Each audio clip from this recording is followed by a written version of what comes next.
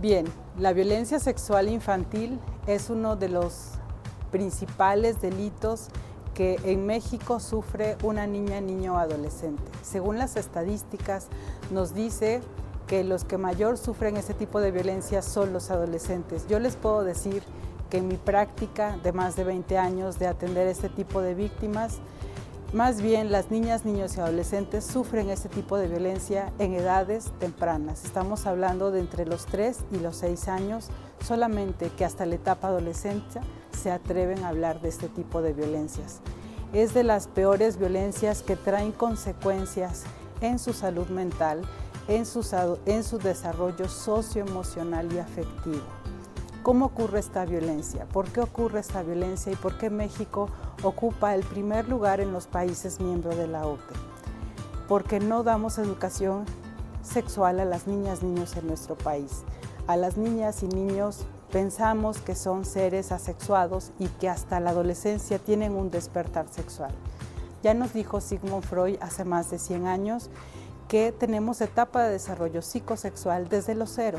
Estamos hablando que si ustedes recuerdan, cuando bañan a un bebé varón o cambian el pañal a un bebé varón, el bebé tiene una erección, el cuerpo tiene una respuesta sexual. ¿Qué quiere decir?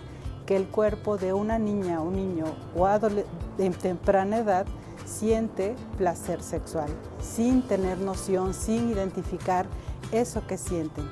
Los agresores sexuales en nuestro país, el 90% es en el sistema familiar. Según las estadísticas, la figura principal del agresor sexual es el tío, seguido por el abuelo, el padrastro, el padre biológico, los primos, hermanos mayores. Ojo, no todos los agresores son hombres, hay mujeres agresoras y no todas las víctimas son niños, son niñas, también los niños.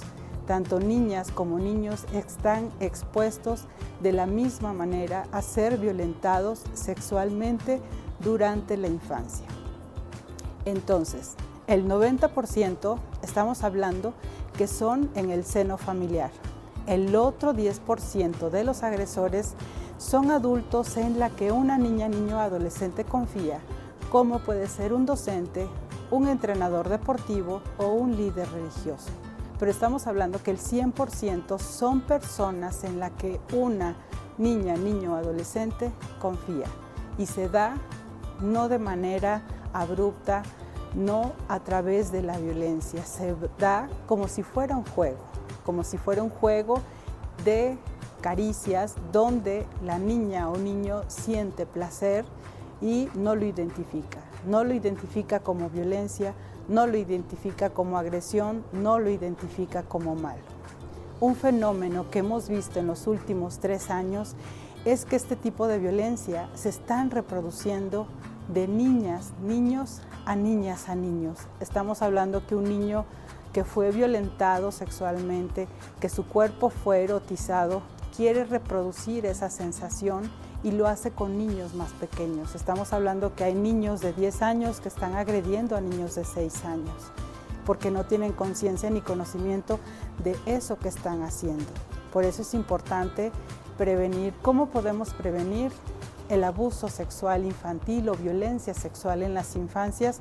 Principalmente hablando del cuerpo, hablando y nombrándolo, diciéndole a la niña o niño desde que empieza a introducir su lenguaje al año y medio, esto se llama pene, esto se llama vagina, estos son pechos, estos son nalgas y nadie te lo toca, ni tú se lo tocas a nadie.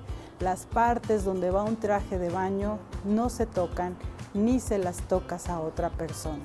Eso es de suma importancia.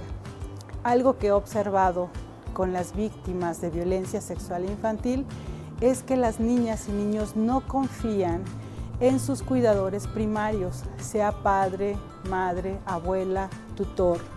¿Por qué? Porque en nuestro país y en América Latina educamos a las infancias a través de la violencia y los niños me dicen en terapia, si por regar un vaso de leche me gritan, me golpean, imagínate si digo de que esto yo lo permití, porque además los agresores sexuales hacen creer a las niñas y niños que ellos lo autorizaron, que ellos tienen la culpa, que ellos lo permitieron. Los hacen sentir copartícipes. Entonces los niños tienen esta culpa también de haber sentido placer sexual y por eso no lo dicen y por eso lo callan y por eso empiezan a modificar su conducta y hasta en la adolescencia algunos se atreven a verbalizar y hablar. ¿Qué tenemos que hacer? Pues enseñarle a nuestras niñas y niños desde pequeños que nadie puede tomarles fotos y videos sin nuestro consentimiento. Decirles a las niñas y niños que nadie le puede prometer un dulce, un regalo, dinero a cambio de algo, a cambio de que ellos hagan algún tipo de conducta. Y otra cosa sumamente importante, las niñas y niños siempre tenerlos a la vista, sobre todo en espacios donde haya más gente que sea de tu núcleo familiar, ya sea en la casa de los abuelos, de los primos, que los niños estén jugando en una zona donde usted, papá, mamá o docente pueda verlos, que los tenga al alcance de la vista. Nada que se van al cuartito de atrás, al patio de atrás y no haya ningún adulto vigilando. Esos espacios, esos momentos dan pie a que las niñas y niños puedan ser víctimas de este tipo de violencia. Otra forma de evitar esta violencia es nosotros educando de otra manera, que las niñas y niños tengan confianza en los adultos cercanos para que en cualquier momento ellos nos puedan notificar cualquier situación que vivan.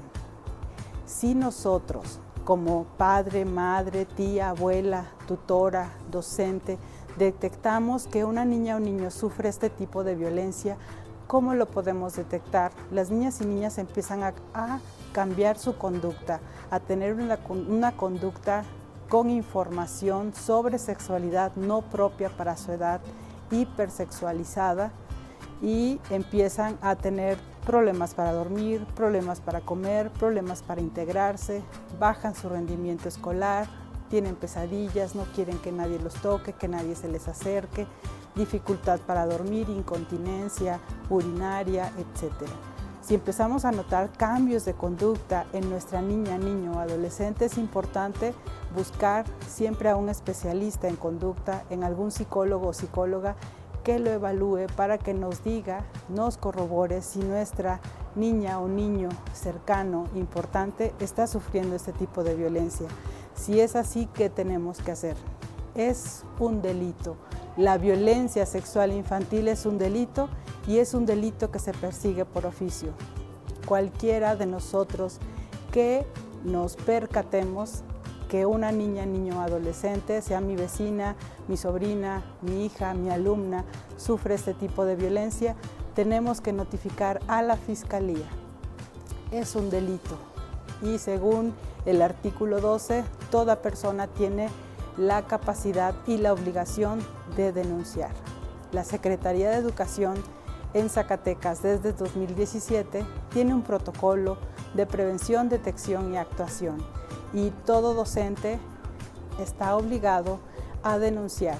¿Qué es lo primero que tiene que hacer?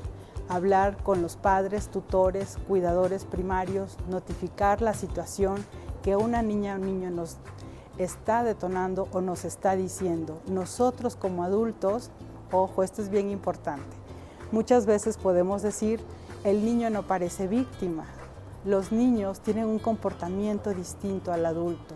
1, 2, ni el padre, madre, tutor, ni el docente tiene la capacidad de saber, de decir si una niña o niño miente. Nosotros siempre tenemos que creerle y notificar a la autoridad competente. Ellos tienen especialistas que evaluarán, analizarán a la niña, niño o adolescente y son los únicos en determinar si una niña o niño si es violentado o no. Nosotros no somos nadie para poner en tela de juicio. Nosotros estamos obligados a denunciar a la autoridad competente.